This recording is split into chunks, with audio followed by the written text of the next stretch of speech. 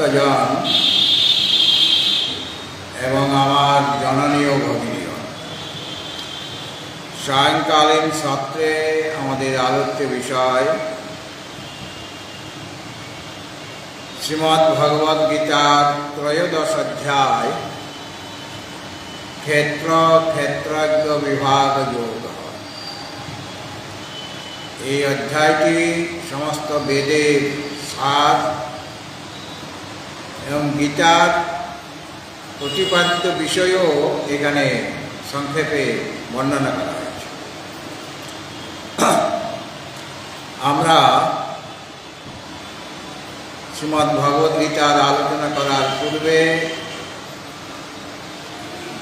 12 নম্বর শ্লোক থেকে কয়েকটি শ্লোক আমরা সমবেতভাবে পাঠ করব। আপনারা সকলেই আমার বলার পরে বলবেন। ওম নমো ভগবতে বাসুদেবায়।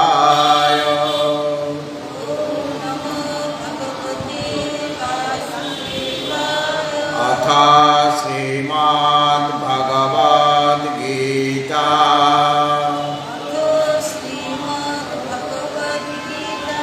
ত্রয়োদশোऽধ্যায়ः ক্ষেত্র ক্ষেত্রজ্ঞ বিভাগ যোগः। শ্রী ভগবানুবাচ। 12 নম্বর শ্লোক।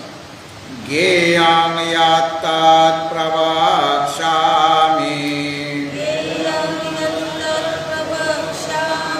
যজ্ঞত্বামৃতমাশ্নুতে অনাদিমৎ পরং ব্রহ্ম ন সদুচ্যতে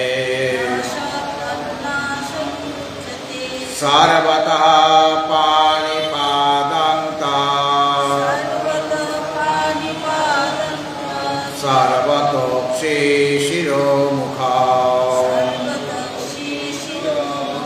সর্বতঃ শ্রুতিমাল্লোকে সর্বমাবৃত্য তিষ্ঠতি সর্বেন্দ্রিয় গুণাভাসা সর্বেন্দ্রিয় বিবর্জিতা আসক্তা সর্বভৃত্যৈব নির্গুণা গুণভোক্তৃ চ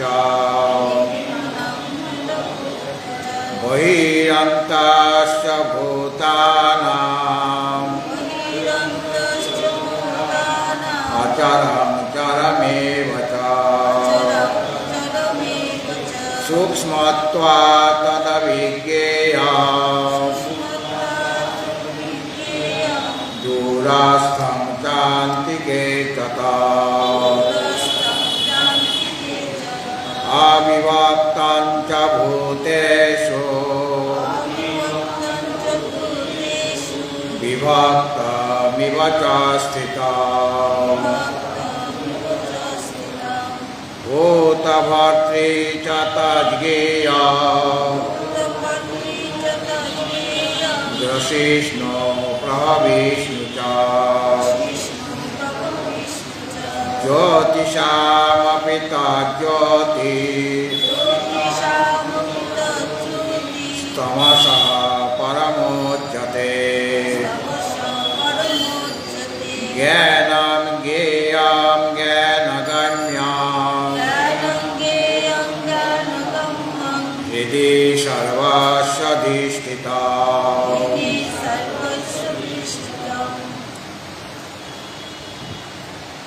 এই অবধি আমাদের আলোচনা হয়েছিল। এই আলোচনা করতে গিয়ে শ্রী ভগবান প্রথমে ক্ষেত্রে স্বরূপ বলেছেন, ক্ষেত্র কি, আর জ্ঞান বা জ্ঞানের সাধনের কথাও বলেছেন। কয়েকটি শ্লোকে। আর জ্ঞেয় যে ব্রহ্ম তার স্বরূপও বলা হয়েছে। ক্ষেত্রের বর্ণন করা হয়েছে প্রথমে, তারপর জ্ঞান বা জ্ঞানের সাধন, আর জ্ঞেয় যিনি জ্ঞাতব্য যে ব্রহ্ম তার কথা বলেছেন। এখন যা কিছু বলেছেন এই 17 নম্বর শ্লোক অবধি, তার এখন একটা শ্লোকে উপসংহার করছেন। বক্তব্য বিষয় বলার পরে উপসংহার করতে হয়। অর্থাৎ প্রথমে উপক্রম, তারপরে বক্তব্য বিষয়, তারপরে সেটা উপসংহার, মানে একত্রে বলে দেওয়া। ক্ষেত্রের কথা, জ্ঞানের কথা, আর জ্ঞেয় যে জ্ঞাতব্য যে ব্রহ্ম তার কথা বলে সেটা তিনটাকে এখন একসাথে বলছেন। এটা হলো উপসংহার, মানে একত্রে বলা। কি বলছেন সেটা 18 নম্বর শ্লোকে রয়েছে। ইতি ক্ষেত্রং তথা জ্ঞানং জ্ঞেয়ং চোক্তং সমাসতঃ মদ্ভক্ত এতদ্বিজ্ঞায় মদ্ভাবায়োপপদ্যতে।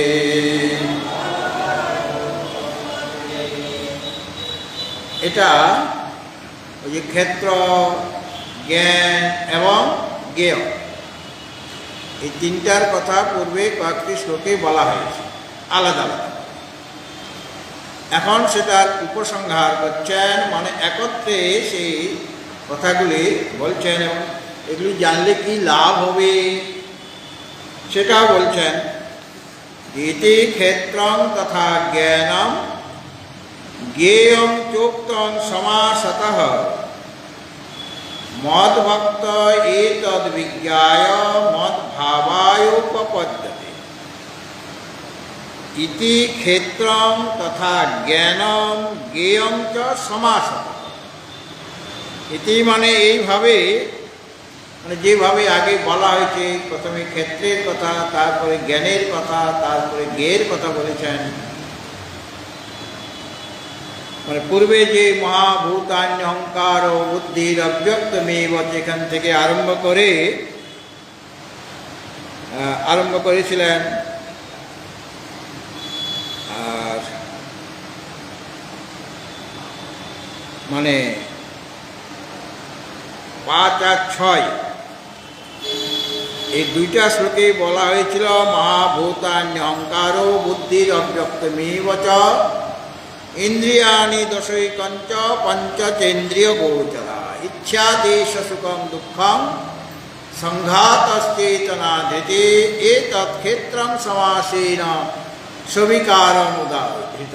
এই দুইটা শ্লোকে 5 এবং 6, এই দুইটা শ্লোকে ক্ষেত্রের কথা পূর্বে বলেছেন, তারপরে জ্ঞানের কথা বলেছেন, মানে জ্ঞান লাভ করার সাধন, অমানিত্যম অদম্ভিত্যম ইত্যাদি থেকে আরম্ভ করে তত্ত্ব জ্ঞানার্থ দর্শনম, অর্থাৎ 7 থেকে 11 পর্যন্ত এই কটা শ্লোকে জ্ঞানের কথা বলেছেন, অর্থাৎ জ্ঞান লাভ করার সাধনের কথা বলেছেন।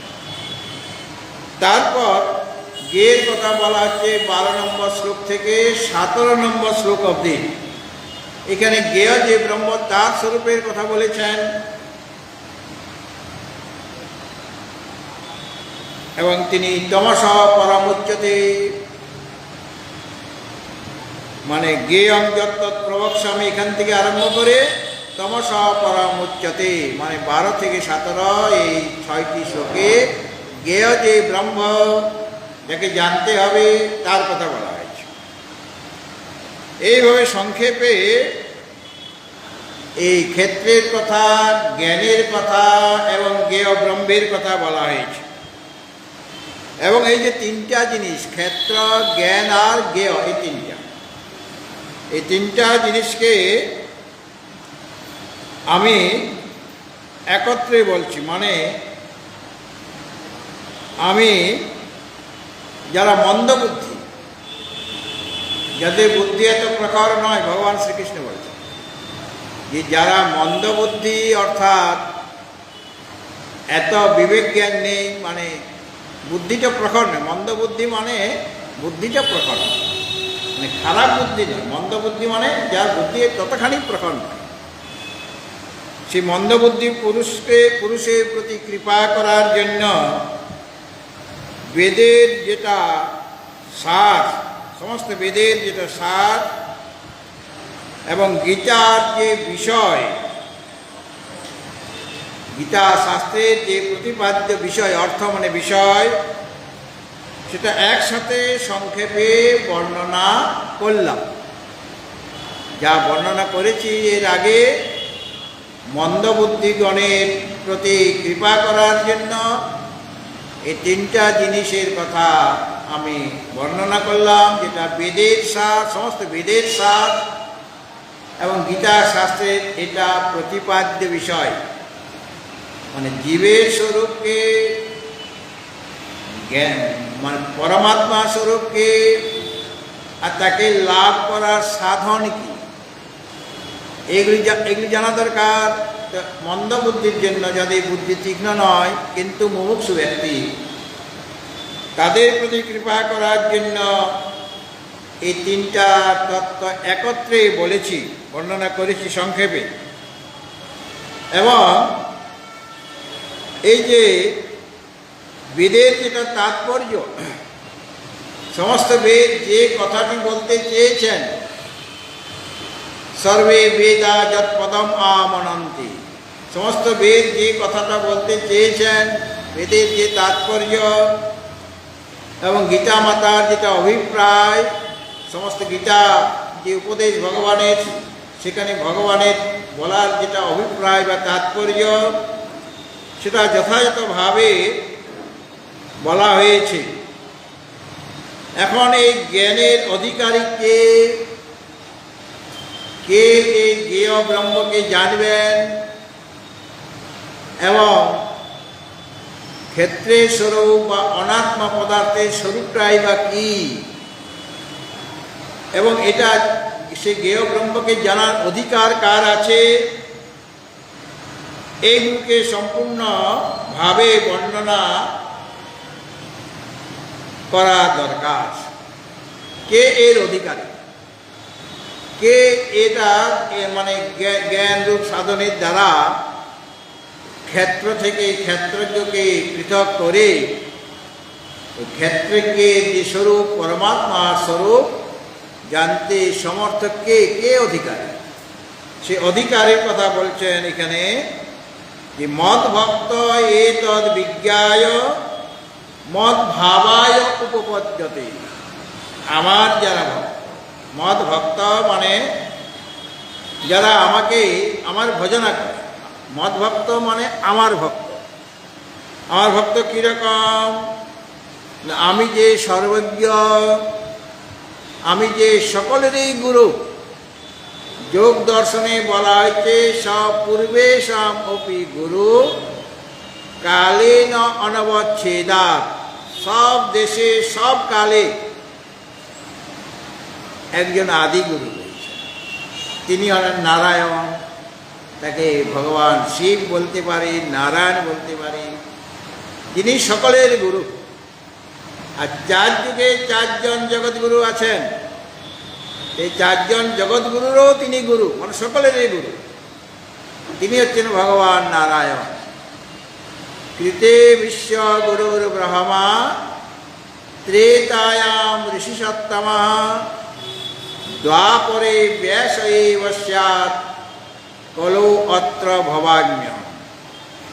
কৃতযুগ মানে সত্যযুগে জগৎগুরু হচ্ছেন ব্রহ্মাজি, ত্রেতা যুগে জগৎগুরু বশিষ্ঠদেব, দ্বাপর যুগে জগৎগুরু হলেন ব্যাসদেব, আর কলিযুগে আমি অর্থাৎ আচার্য শঙ্কর, তিনি জগৎগুরু। কিন্তু এদেরও যিনি গুরু বা আমার যিনি দীক্ষা গুরু মনে করেন, সেই গুরু পরম্পরাটা এসেছে কোথা থেকে, নারায়ণ, নারায়ণ থেকে এসেছে। নারায়ণ থেকেই, ভগবান নারায়ণ থেকেই আমাদের মানে গুরু যে সম্প্রদায়, সেই সম্প্রদায়টা সেখান থেকে এসেছে, মানে ভগবান নারায়ণ থেকে।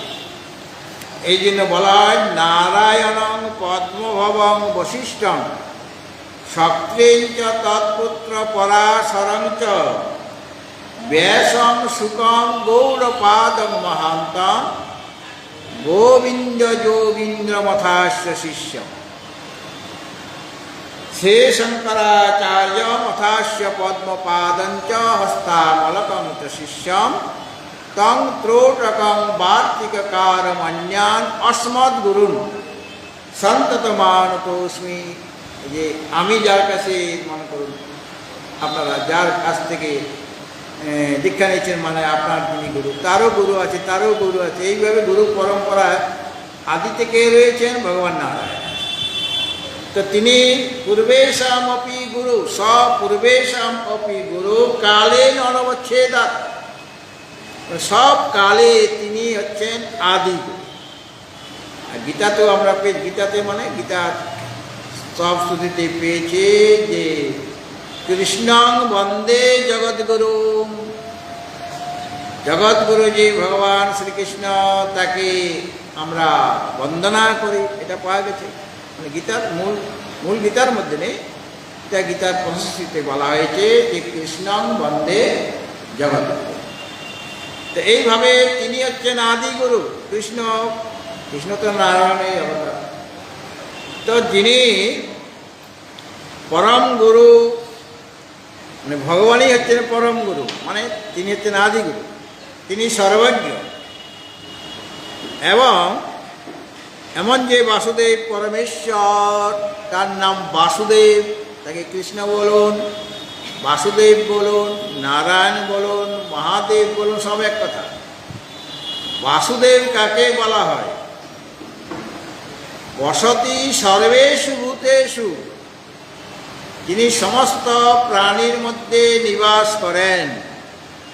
আর সর্বাণি ভূতানি যস্মিন নিবসন্তে, সমস্ত প্রাণী যাকে আশ্রয় করে রয়েছেন, তিনি বাসু। এবং দেব মানে তিনি সংপ্রকাশ, তিনি জ্যোতিস্বরূপ, মানে জ্ঞানস্বরূপ। তার থেকেই সব জ্ঞান তার থেকেই আসছে, তিনি জ্ঞানস্বরূপ, তিনি জ্যোতিস্বরূপ। এমন যে ভগবান বাসুদেব পরমেশ্বর, তাতে যিনি সম্পূর্ণভাবে নিজেকে সমর্পণ করে দিয়েছেন। এমন যে জগৎগুরু, যিনি সর্বজ্ঞ, যিনি সর্বশক্তিমান, এবং যিনি বাসুদেব মানে বসুদেবের পুত্রকেও বাসুদেব বলা হচ্ছে। বসুদেবকে, বসু মানে ধন, আর দেব মানে স্বয়ংপ্রকাশ আত্মা। তো বসুদেব মানে ভগবান শ্রীকৃষ্ণের পিতা যে বসুদেব, তিনি কাকে বসু অর্থাৎ ধন বলে মনে করতেন? ওই স্বয়ংপ্রকাশ যে আত্মা, যিনি সর্বজ্ঞ সর্বশক্তিমান, তাকেই প্রকৃত ধন বলে মনে করতেন। এই জন্য তার ঘরেই বাসুদেবের জন্ম। আর বাসুদেব শব্দের আরেকটি অর্থ হলো যিনি সমস্ত প্রাণীর মধ্যে নিবাস করেন। আর সমস্ত প্রাণী যাকে আশ্রয় করে রয়েছেন, তিনি বাসুদেব, মানে সেই শুদ্ধ চৈতন্য স্বরূপ আত্মা। এবং যখন তিনি ওই অবতার রূপে আসেন, তখন তার আশ্রয় আমরা গ্রহণ করি। ভগবান শঙ্কর, তাকে আমরা আশ্রয় করি। ভগবান শ্রীকৃষ্ণ, তাকে আমরা আশ্রয় করি। ভগবান রাম, যারা রামের ভক্ত, তারা ভগবান রামের আশ্রয় গ্রহণ করছেন। কারণ তার একটা রূপ আছে, একটা নাম আছে, একটা রূপ মানে আকার আছে। তাহলে ভজনা করতে আমাদের সুবিধা হবে। নির্গুণ নিরাকার, তার ভজন করা খুবই কঠিন, তার চিন্তন করা কঠিন হয়ে যায়। কিন্তু যিনি আমাকে সর্বজ্ঞ বলে জানেন, আমাকে সর্বশক্তিমান বলে জানেন, এবং আমি যে পরম গুরু, আদি গুরু, এটাও যিনি জানেন। এমন যে আমি মানে ভগবান বাসুদেব পরমেশ্বর, তাতে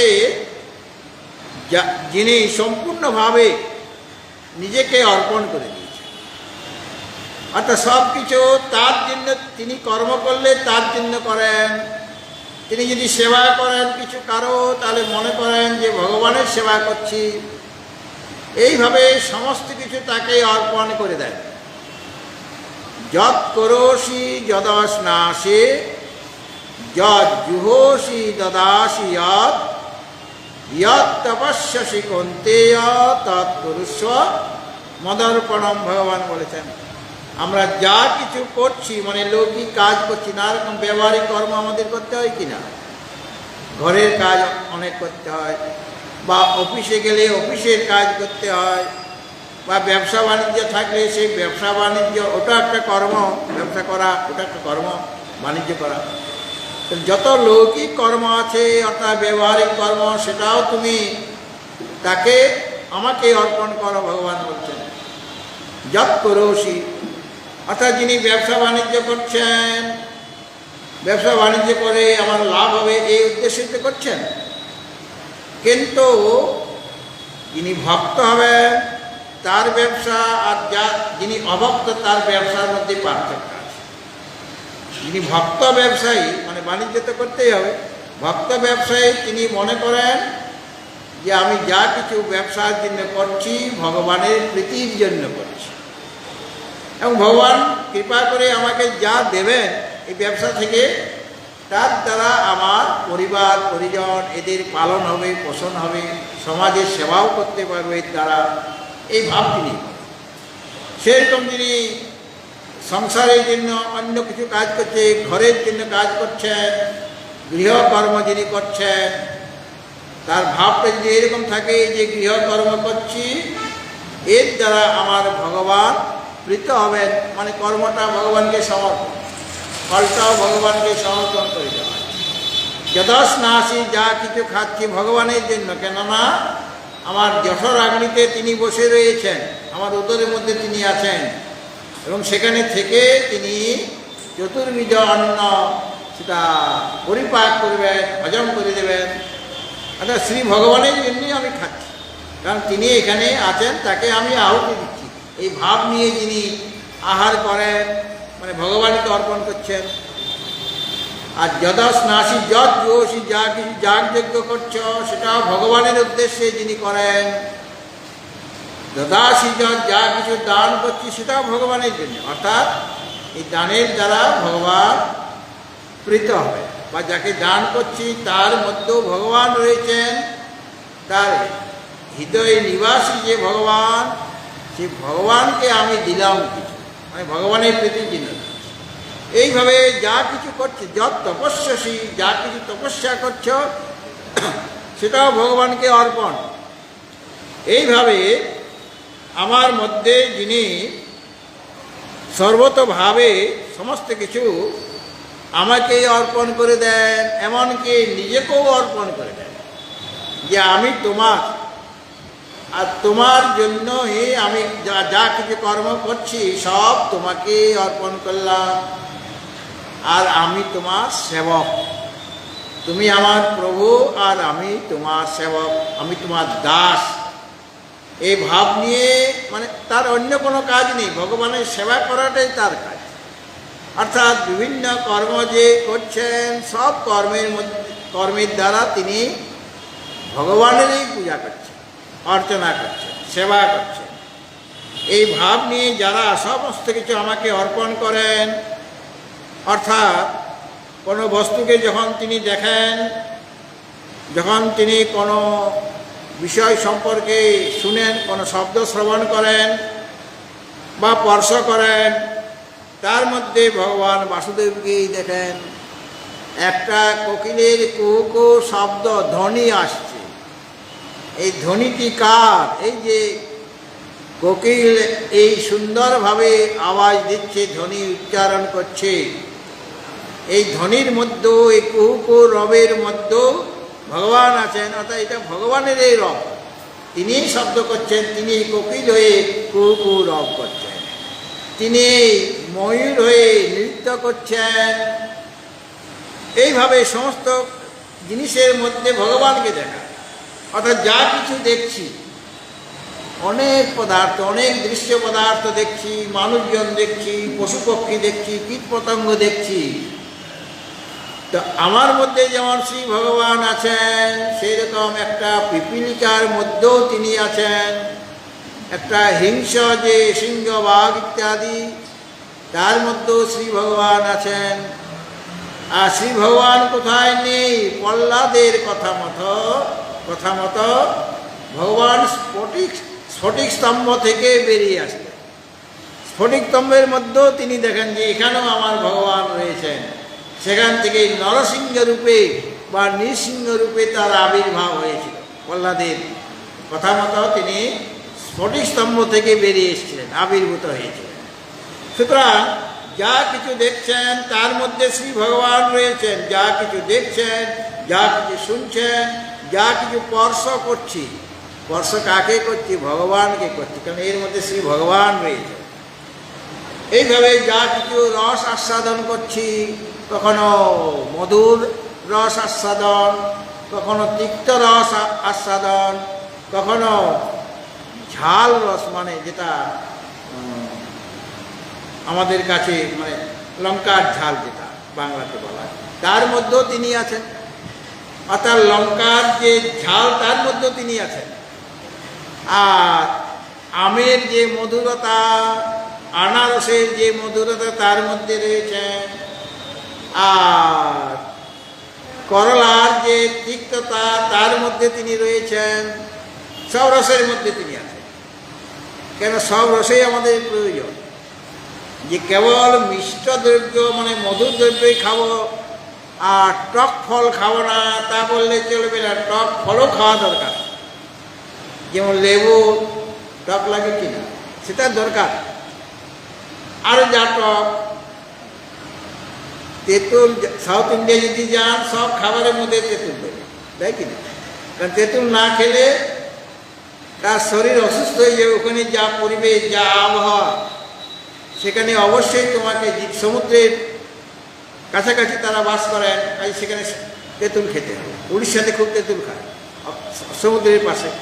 আবার সমুদ্র স্থিত যত নগর রয়েছে সব জায়গায় তেঁতুল খায়। এই তেঁতুলটা আমার উপকারী। আবার কোথাও আপনারা পেঁয়াজ হয়তো খান না যারা নিরামিষ খান, কিন্তু অনেক জায়গায় পেঁয়াজ খেতে হবে আপনাকে। পেঁয়াজ না খেলে তুমি গরমটা সহ্য করতে পারবে না। হ্যাঁ, কাজে পেঁয়াজের মধ্যেও তিনি আছেন। আমি এটা বলতে চাইছি না পেঁয়াজ তুমি খাও, নিরামিষ আহার করো, কিন্তু পেঁয়াজ খাবার কিন্তু বলছি না। কিন্তু সকল কিছু, সব বস্তুর মধ্যে তিনি রয়েছেন। পেয়ারা হচ্ছে, পেয়ারাকে হিন্দিতে কি বলে? আমরুত, মানে অমৃত ফল। পেয়ারা হচ্ছে অমৃত ফল, দামও কম আর সেটা অমৃত রয়েছে। পেয়ারার দ্বারাও, পেয়ারা খেলেও অনেক মানে তার মধ্যে ভিটামিন রয়েছে, শরীর সুস্থ থাকে। পেয়ারাও খেতে বলে, আপেলও খেতে বলে। আপেলের মধ্যেও সেই রকম আপেলের যে মধুরতার মধ্যেও তিনি রয়েছেন। এইভাবে সমস্ত কিছুর মধ্যে তিনি আমাকে দর্শন করেন। দর্শন, স্পর্শন, রস আস্বাদন, গন্ধ আস্বাদন। তিনি যেমন গঙ্গা জলে রয়েছেন, সেরকম এই যে অনেক ড্রেন এখানে আছে। সব নগরে শহরে ড্রেন থাকে, মানে জল নিকাশি যে নালা, সেখান থেকে দুর্গন্ধ বেরোয়। সুগন্ধের মধ্যে তিনি থাকবেন, কিন্তু দুর্গন্ধের মধ্যে কি তিনি থাকবেন না? সেখানেও তিনি আছেন। সেই দুর্গন্ধের মধ্যে অনেক এমন কিছু পশু আছে, সেই দুর্গন্ধ থেকে খাবার সংগ্রহ করে। শুয়োর তার ওই ড্রেনের যে খাবার সেগুলো তার খুব পছন্দ। ড্রেনে যদি খাবার পেয়ে যায় তাহলে ড্রেনের খাবারটা রাখে। সুতরাং সেখানেও তিনি রয়েছেন, কিন্তু দুর্গন্ধ বস্তুর কাছে আমি যাব না। সুগন্ধ বা পবিত্র বস্তুকেই আমি পূজা করবো, কিন্তু ড্রেনের পূজা আমি করবো না, গঙ্গার পূজাই করবো। কিন্তু আছেন সর্বত্র। তো এইভাবে সর্বত্র তাকে অনুভব যিনি করেন, এইভাবে যিনি আমারই কেবল শরণ নিয়েছেন, আমারই কেবল আশ্রয় গ্রহণ করেছেন, আর কারো আশ্রয় গ্রহণ করেননি। আমার ভক্ত এই ধন সম্পত্তির অপেক্ষা করেন না, বা গাড়ি বাড়ির কোনো অপেক্ষা করেন না। কাকে অপেক্ষা করে? আমাকেই অপেক্ষা করে। ওই অনেকেই আমার টাকা পয়সা অনেক আছে, কাজেই আমার কোনো চিন্তা নাই, সেই বয়সটা ভালোভাবেই কাটিয়ে দেব, এরকম অনেকেই মনে করে।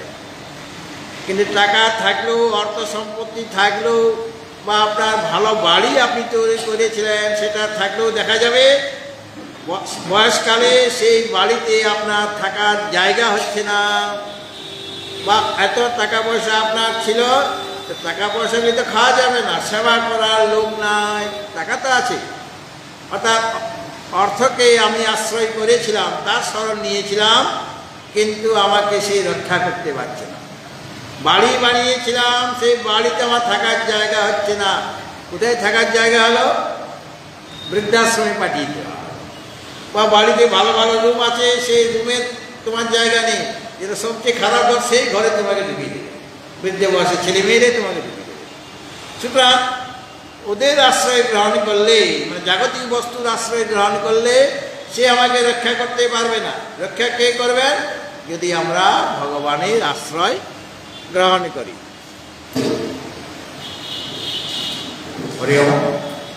সুতরাং এইভাবে যারা কেবল আমার শরণ নেন, আর ভগবানও বলেছেন তুমি শরণং গচ্ছ সর্বভাবেন ভারত তৎপ্রসাদাৎ পরাং শান্তিং স্থানং প্রাপ্স্যসি শাশ্বতম।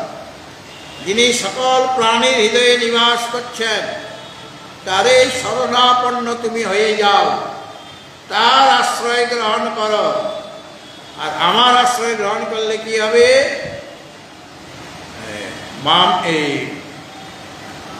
তমেব শরণং গচ্ছ সর্বভাবেন ভারত তৎপ্রসাদাৎ পরাং শান্তি। তার আশ্রয় যদি গ্রহণ করি, তাহলে তার কৃপাতে পরা শান্তি লাভ হবে। আর স্থানং প্রাপ্স্যসি শাশ্বতম, শাশ্বত ধাম, স্থান অর্থাৎ নিত্য ধাম বা পরম পদ লাভ করা যাবে। কাজে ভগবানের আশ্রয় গ্রহণ করলে তোমার ইহলৌকিক দুঃখও তোমাকে ভোগ করতে হবে না। যতদিন বেঁচে থাকবে খুব মনের মধ্যে আনন্দ থাকবে, যেহেতু আপনি জানেন আমার একজন রক্ষাকর্তা আছে, আমার একজন আশ্রয়দাতা আছে, তিনি আমাকে বিপদের থেকে রক্ষা করবেন, সম্পদ থেকেও আমাকে রক্ষা করবেন, যাতে সম্পদের প্রতি আমার কোনো প্রকার আসক্তি না এসে যায়। এই সম্পদ থেকেও নিজেকে রক্ষা করা দরকার, কারণ সম্পদ বেশি হয়ে গেলে অহংকার বেড়ে যায়। কিন্তু ভগবানের আশ্রয় নিলে যতই সম্পদ থাকুক না কেন, তোমার মনে অহংকার যাবে। আর বিপদ থেকেও তিনি রক্ষা করেন, এই জন্য তার এক নাম হয়ে গেল বিপদ ভঞ্জন। তিনি বিপদ থেকে বিপদ দূর করে দেন, তিনি বিপদ ভঞ্জন। সুতরাং আমার যারা এইভাবে কেবল আমার এই শরণ গ্রহণ করেছেন, আমার এই আশ্রয় গ্রহণ করেছেন, অন্য কোনো ব্যক্তির আশ্রয় গ্রহণ করেননি, অন্য কোনো বস্তুর আশ্রয় গ্রহণ করেননি, এমন যে আমার ভক্ত, যে ভক্তের লক্ষণ দ্বাদশ অধ্যায়ে বলা হয়েছে, অতেষ্টা সর্বভূতানাং মৈত্র করুণ এব ইত্যাদি করে 8টি শ্লোকে দ্বাদশ অধ্যায়ে ভক্তের লক্ষণ বলা হয়েছে। এরকম ভক্ত হয়ে ওখানে দ্বাদশ অধ্যায়ে সুন্দরভাবে 8টি শ্লোকে, এই 8টি শ্লোককে বলা হচ্ছে অমৃতাষ্টকম, মানে 8টি শ্লোক সেটা অমৃত স্বরূপ। এবং সেখানে ভক্তের লক্ষণ বলা হয়েছে, অদেষ্টা সর্বভূতানাং মৈত্র করুণ এব চ নির্মম নিরহংকার সম দুঃখ সুখ ছমি। অর্থাৎ কোনো প্রাণীর প্রতি সে বিদ্বেষ করবে না। আমার ভক্ত যারা, আমার ভক্ত না হলে তো আমাকে সে পাবে না, আমার স্বরূপতা লাভ করবে না।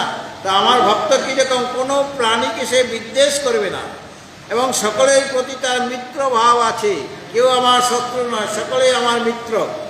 আর সকলের প্রতি তার করুণা থাকে, তার মধ্যে মমকার মানে আমার ভাব নেই। ভগবানই আমার, আর অন্য কেউ আমার নয়, একমাত্র ভগবানই আমার।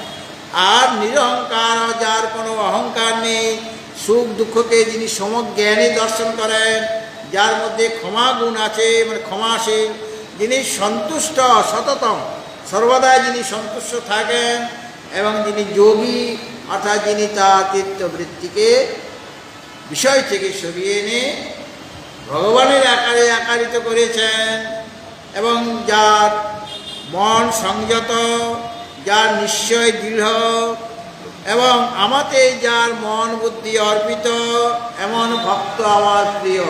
এরকম ভাবে ভগবান 8টি শ্লোকে এই ভক্তের লক্ষণ বলেছেন। আর তুল্য আমি সব কটা শ্লোক বলছি না, সেখানেও 13 নম্বর শ্লোক থেকে এই দ্বাদশ অধ্যায়ের সমাপ্তি পর্যন্ত 8টি শ্লোক, 13 থেকে 20 8টি শ্লোক হচ্ছে, এটা অমৃত স্বরূপ আমাদের কাছে। এই জন্য শাস্ত্রজ্ঞগণ এই 8টা শ্লোকের নাম দিয়েছেন অমৃতাষ্টকম। এবং যেমনভাবে ওখানে ত্রয়োদশ অধ্যায়ে জ্ঞানের সাধনের কথা বলা হয়েছিল, কয়েকটি শ্লোকে জ্ঞানের সাধনের কথা বলা হয়েছিল, সেরকম ভক্তের লক্ষণ এই 8টা শ্লোকে সুন্দরভাবে বোঝানো হয়েছে।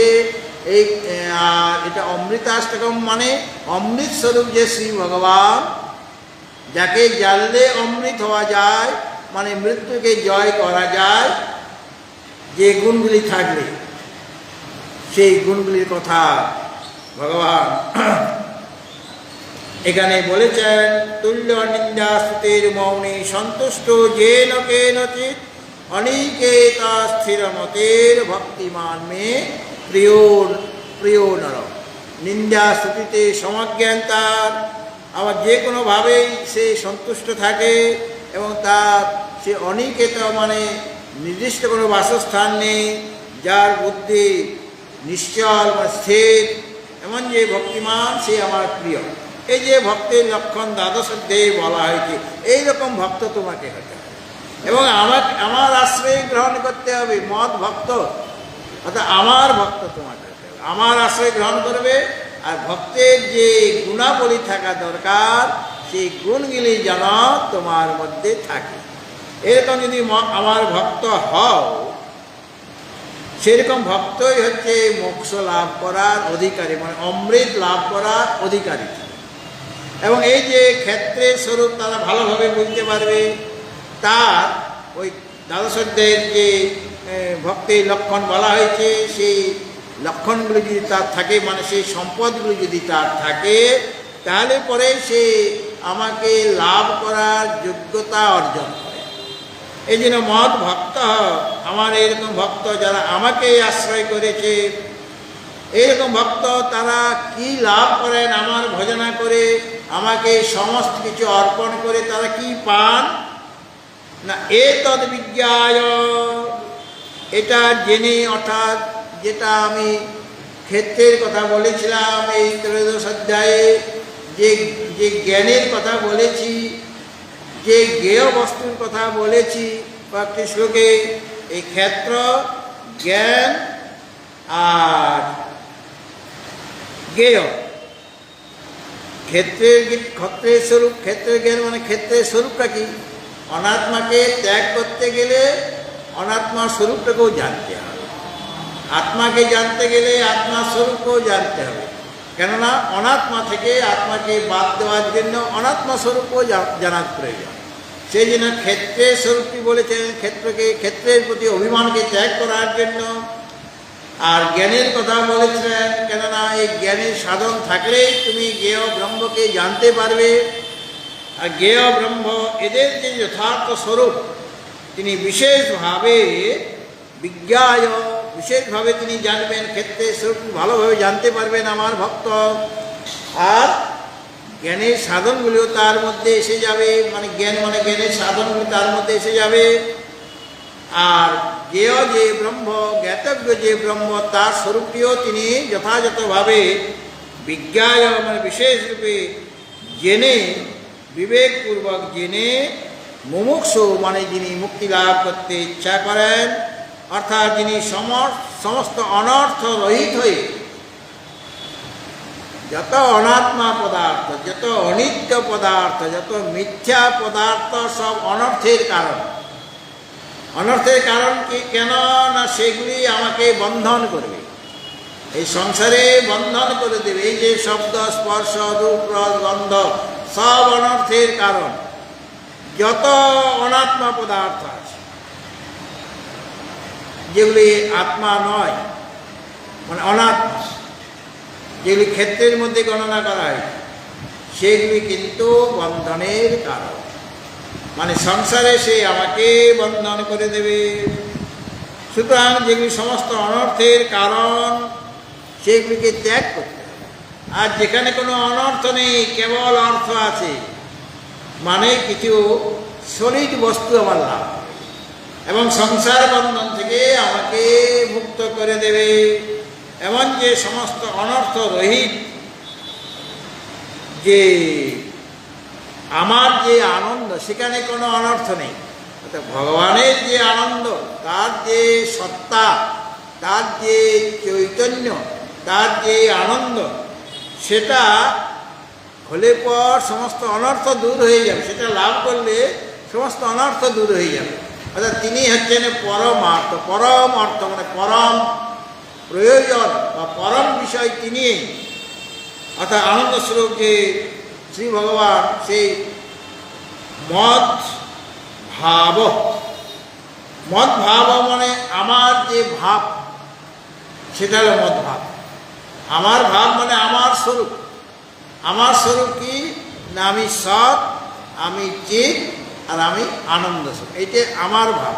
মদ ভাব মানে আমার ভাব। মম ভাব মদ ভাব মানে আমার যে ভাব, মানে আমার যে স্বরূপ, মানে আমি নিত্য শুদ্ধ বুদ্ধ মুক্ত স্বভাব, আমি নির্বিকার, আমি চৈতন্য স্বরূপ, আমার জন্ম নেই, আমার মৃত্যু নেই, শরীরের বিনাশ হয়ে গেল, আমার বিনাশ কোনোদিন হয় না। ন জায়তে ম্রিয়তে বা কদাচিৎ, নায়ং ভূত্বা ভবিতা বা ন ভূয়, অজো নিত্য শাশ্বত অয়ং পুরাণ, ন হন্যতে হন্যমানে শরীরে।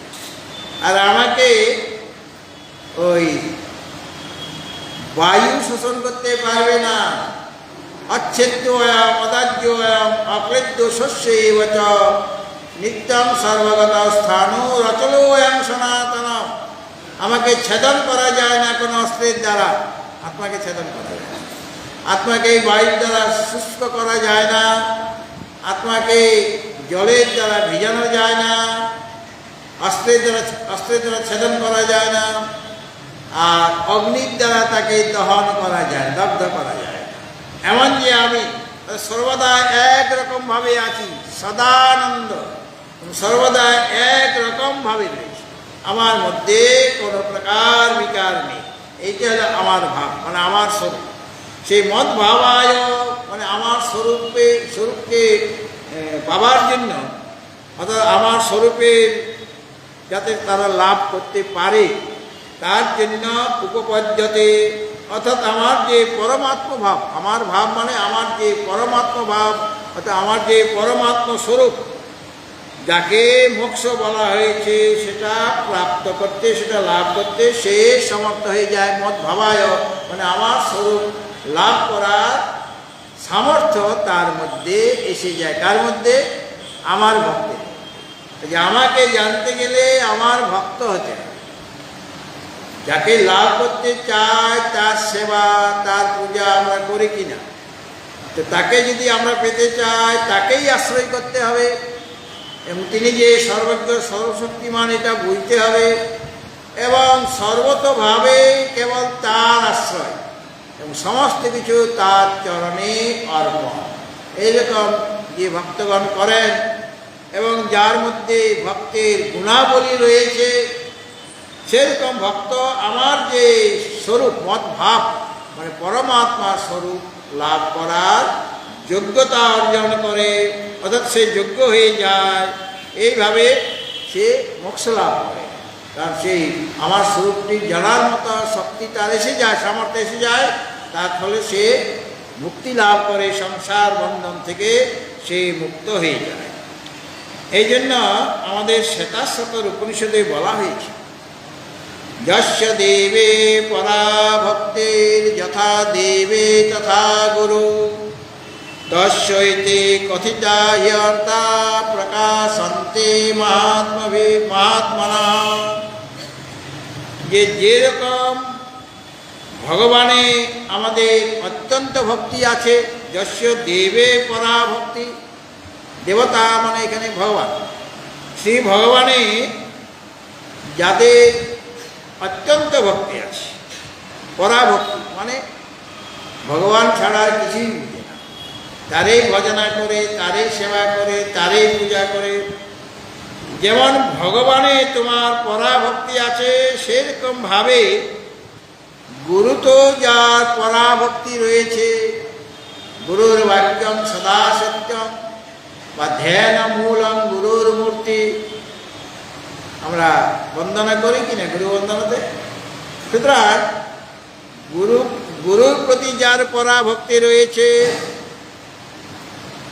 ভগবানের প্রতি যেরকম অত্যন্ত ভক্তি রয়েছে যার, ঠিক সেইরকম ভাবে নিজের গুরুর প্রতিও যার অত্যন্ত ভক্তি আছে, ভগবানের ভক্তির মতোই গুরুতেও ভক্তি যার মধ্যে রয়েছে, তার কাছে সেরকম মহাত্মার বুদ্ধিতে আমি ওই বেদে যা কিছু কথিত হয়েছে, শাস্ত্রে যা কিছু প্রকাশিত হয়েছে, সেগুলি প্রকাশিত হয়ে যায়। অর্থাৎ এরকম মহাত্মাদের বুদ্ধিতে, মানে তার হৃদয়ে বা তার বুদ্ধিতে বেদের তাৎপর্য প্রকাশিত হয়ে যায়, মানে বেদ প্রকট হয়ে যায়, বেদের তাৎপর্য তারা বুঝতে পারেন, বা গীতার তাৎপর্য তাদের কাছে প্রকাশিত হয়ে যায়। অতএব যাকে আমরা পরম পুরুষার্থ বলি, মানে গুরুর প্রতি ভক্তি থাকা দরকার, আর শ্রী ভগবানের ভক্তি। গুরু আর গোবিন্দ দুজনের আদিতে গকার আছে। আর গীতার মধ্যে বলা হয়েছে, গীতা গঙ্গা চ গায়ত্রী গোবিন্দেতি হৃদি স্থিতে চতুর্গকার সংযুক্তে পুনর্জন্ম ন বিদ্যতে। আছে না গীতার প্রশস্তিতে বলা হয়েছে যে গীতা গঙ্গা চ গায়ত্রী গোবিন্দেতি হৃদি স্থিতে চতুর্গকার সংযুক্তে পুনর্জন্ম ন বিদ্যতে। প্রথমে বলা হলো গীতা, তারপরে গীতার আদিতে গোকার আছে। আর গঙ্গা, গঙ্গা মা পবিত্র, তার আদিতে গোকার আছে কিনা। আর গায়ত্রী, তার আদিতে গোকার আছে। ব্রহ্ম গায়ত্রী বা যার যার ইষ্ট তারও গায়ত্রী থাকে। শিবের মন্ত্রে শিব গায়ত্রী, কৃষ্ণ মন্ত্র হলে কৃষ্ণ গায়ত্রী, নারায়ণ মন্ত্র হলে নারায়ণের গায়ত্রী আছে। আর গোবিন্দ, গোবিন্দের আদিতেও গোকার আছে। এই চতুর্গকার সংযুক্তে, অর্থাৎ যিনি গীতা অধ্যয়ন করেন, গঙ্গায় স্নান করেন, গঙ্গা জল পান করেন, গায়ত্রী ধ্যান করেন, গায়ত্রী মন্ত্র জপ করেন এবং গোবিন্দের আরাধনা করেন, এই চতুর্গকার সংযুক্তে এরকম যদি হয়ে যায়, তাহলে পুনর্জন্ম নবিদ্যতে, আর জন্ম তোমার হবে না। এখানে গুরুর নাম নেই, কিন্তু গুরুর আদিতেও গোকার আছে। তো গুরুর নাম নেওয়া হলো না কেন এখানে? এই কারণে নেওয়া হলো না, যেমন ওই সবজি কিভাবে বানায়, নানা রকম সবজি, ডাল ইত্যাদি। নতুন বৌমা এসেছে, সে তো রান্না বান্না জানে না, সে তো MA পাস বা ডাক্তার বা ইঞ্জিনিয়ার, রান্না বান্না করার তার সুযোগই হয় নাই, ঘরে শিখে নাই কোনোদিন। কিন্তু এখন বিয়ে হয়েছে, শ্বশুর বাড়িতে এসছে, এখন রান্নাবান্না তাকে করতে হবে। তো শাশুড়ি মা তাকে শেখাচ্ছেন। তো শেখাতে গেলে এই তরকারিতে এই ফোড়ন দিতে হবে, এই মশলা দিতে হবে, এইভাবে নাড়তে হবে এতক্ষণ, তারপরে জলটা কখন দেবে, তারপর কতক্ষণ ফোটাবে, কীরকম আঁচটা কখন কি দেওয়া দরকার, সব বলো তো। কিন্তু লবণের কথা আর বলেন না, সব সবজি কোনটা কি ফোড়ন সব বলে দিচ্ছেন, কিন্তু লবণ দেওয়ার কথা বলছেন না। কারণ সেটা জানে বৌমা যে প্রত্যেকটা তরকারিতে বা ডালে লবণ দিতে হবে, তো লবণের কথা বলছেন, অথচ লবণ দেওয়া একান্ত প্রয়োজন। ঠিক সেরকমভাবে চারটা গোকারের কথা বলে দিলেন, গীতা, গঙ্গা, গায়ত্রী আর গোবিন্দ, গুরুর কথা বললেন না। বলে গীতা পড়তে গেলে গুরুর প্রয়োজন, লবণ দাও, মানে ওই গুরু লবণ সব। গঙ্গার মাহাত্ম্য জানতে গেলে তোমাকে গুরুর আশ্রয় গ্রহণ করতে হবে, তাছাড়া গঙ্গার মহিমাকে তোমাকে শোনাবে। গায়ত্রী মন্ত্র তার রহস্য বুঝতে গেলে গুরুর আশ্রয় নিতে হবে। আর গোবিন্দের চরণে যদি যেতে হয়, গোবিন্দের স্বরূপকে তোমাকে বুঝিয়ে বলবে, কীভাবে তার আরাধনা করতে হবে গুরু বলবে। কাজে গুরুর প্রয়োজনীয়তা সব ক্ষেত্রেই আছে। কাজে আমি মোক্ষ লাভ করতে চাইছি, সুতরাং এখানে কতখানি গুরুর প্রয়োজনীয়তা রয়েছে, এই সংসার বন্ধন থেকে আমি মুক্ত হতে চাই, এই জন্য গুরুর কৃপা চাই আর গোবিন্দের কৃপা চাই। অন্যদেরও কৃপা দরকার, গীতা গঙ্গা গায়ত্রী, কিন্তু গুরু আর গোবিন্দের প্রতি তোমার যেরকম ভক্তি আছে বা ভক্তি করে থাকো, ঠিক সেরকম ভক্তি গুরুর প্রতি করতে হবে। এরকম যারা করেন সেই মহাত্মাগণের বুদ্ধিতে সমস্ত বেদের রহস্য সেখানে প্রকাশিত হয়ে যায়, বেদের তাৎপর্য তারা বুঝে নেন, বুঝতে পারেন, অনুভব করতে পারেন, এবং তাদের পক্ষে জ্ঞান লাভ করা সম্ভব।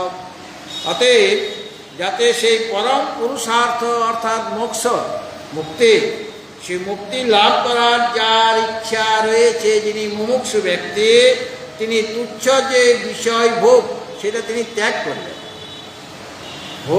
ভোগের দিকে যদি মন যায় তাহলে মুক্তির দিকে মন যাবে না, মুক্তি লাভ করতে পারবে না। ভোগের ইচ্ছাটা ত্যাগ করতে হবে, কিন্তু কিছু কিছু তো গ্রহণ করতে আমাদের, তাছাড়া শরীরটা বাঁচবে না। কিছু শব্দেরও প্রয়োজন, কিছু রূপেরও প্রয়োজন, রসগন্ধ, কিন্তু সেখানে আগেই বলে দেওয়া হয়েছে শব্দের মধ্যে তাকে দেখতে হবে, স্পর্শের মধ্যে তাকে দেখতে হবে, রূপের মধ্যে তাকে দেখতে হবে, রসের মধ্যে দেখতে হবে, গন্ধের মধ্যে দেখতে হবে। সেই অবস্থায় সে কি বিলাসী হয়ে যাবে? কিন্তু শরীরকে রক্ষা করার জন্য যতখানি বিষয় ভোগ করা দরকার সেইটুকু সে করতে পারে। তাছাড়া শরীরটা বেঁচে থাকবে না, শরীরটা অসুস্থ হয়ে যাবে। আর শরীর অসুস্থ হয়ে গেলে ভগবানের আমি সেবা করতে পারি, ভগবানের আমি ভজনা করতে পারি।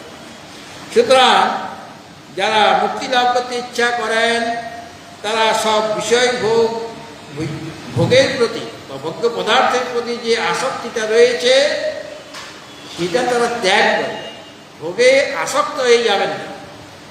কিন্তু যতখানি ভোগ না করলে হয় ততখানি তারা অবশ্যই করবেন। এইভাবে সমস্ত বিষয় ভোগের অভিলাষা ত্যাগ করে আত্মজ্ঞানের যে সাধনের কথা বলা হয়েছে 20টি এখানে এই 13দশ অধ্যায়ে, সেইগুলি তারা অনুবর্তন করবেন। অর্থাৎ সেইগুলি লাভ করার জন্য তারা চেষ্টা করে। ভোগের দিকে মন যায়, বিলাসিতার দিকে যদি মন চলে যায় তাহলে পর ওই সাধনগুলি তোমার আসবে না। জ্ঞান লাভ করার সাধনগুলি অমানিত্য মদম্বিত্তম, এই গুণগুলি তোমার মধ্যে আসবে না, কেন তোমার মনটা ভোগের দিকে চলে গিয়েছে।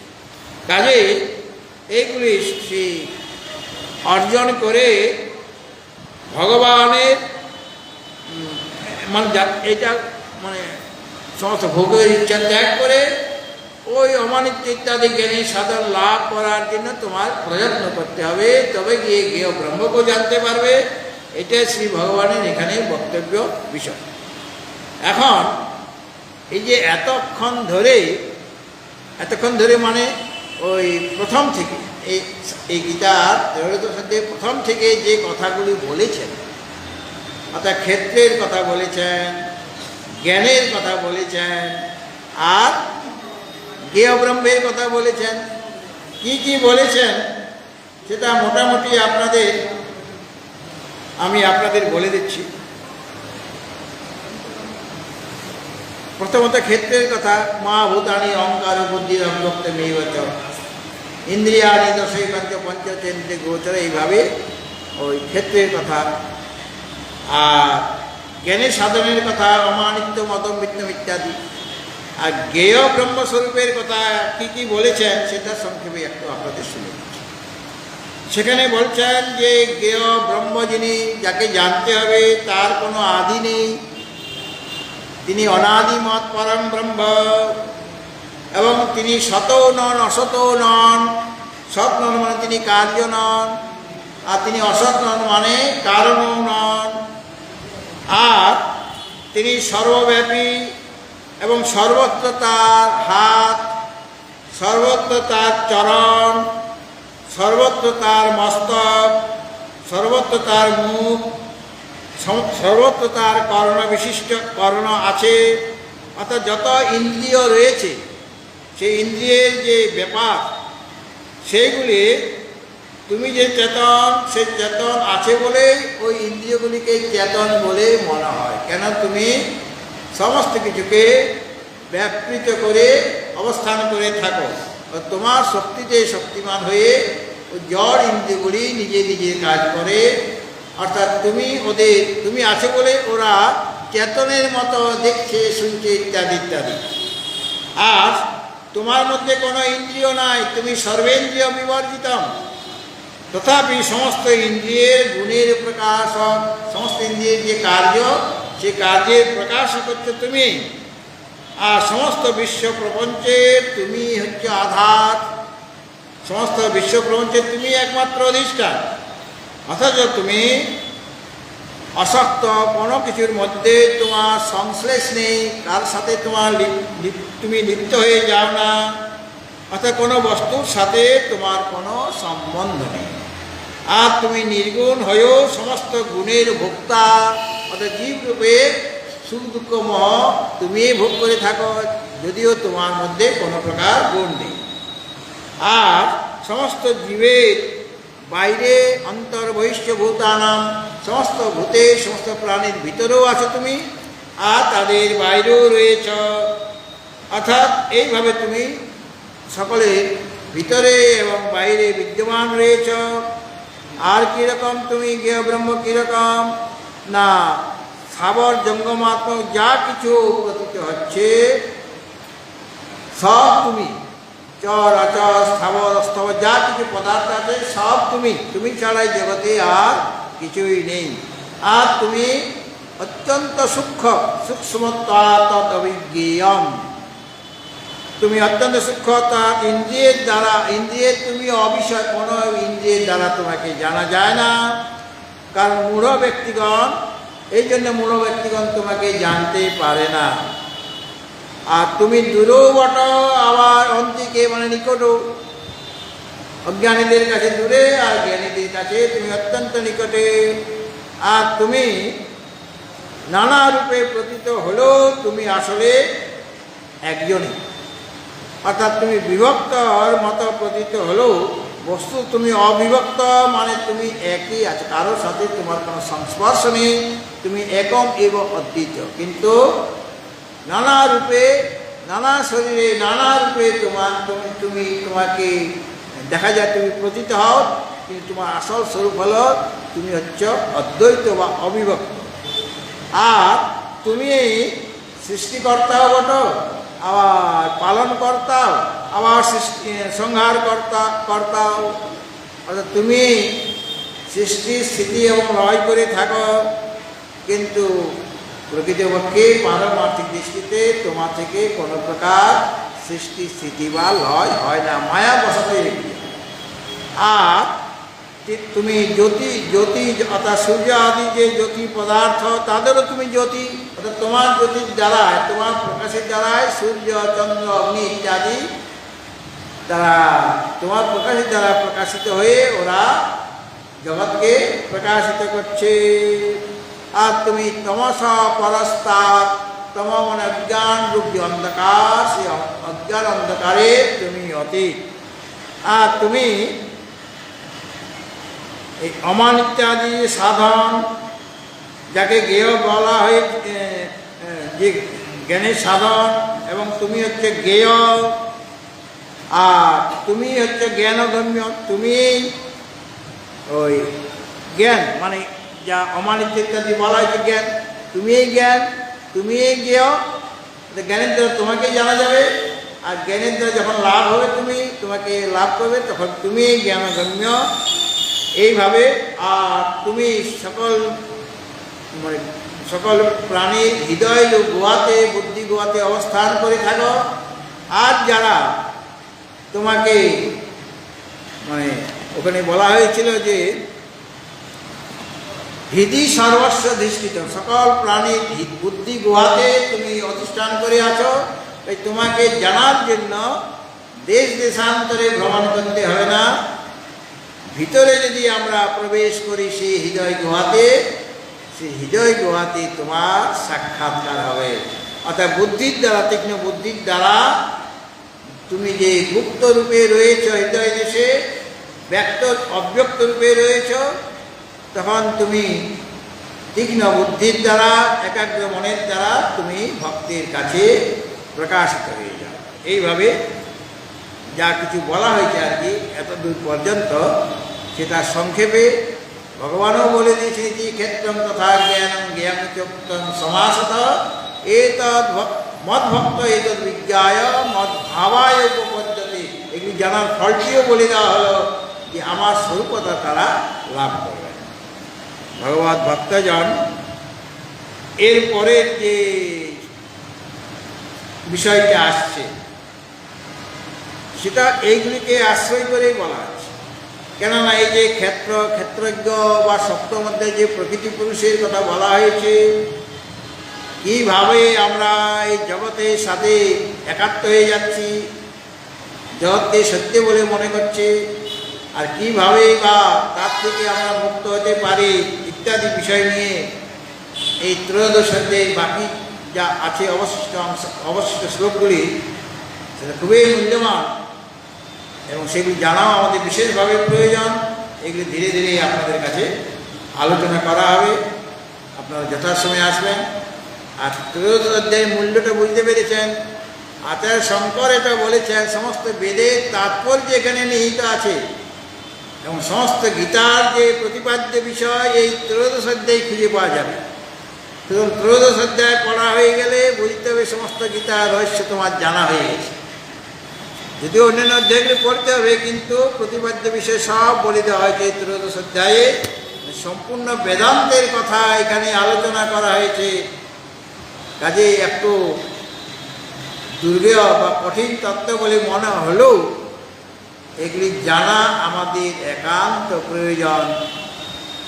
কেন তার দ্বারাই তার ভক্ত হয়ে মদ ভক্ত এতদ বিজ্ঞায় মদ ভাবায় উপপদ্যতে, আমার ভক্ত আমার স্বরূপকে জেনে মুক্তি লাভ করবেন, অর্থাৎ তিনি সংসার বন্ধন থেকে মুক্ত হয়ে যাবেন। ভগবত ভক্তজন এখন মায়ের আরতি হবে, তারপর একটি ভজন মীরা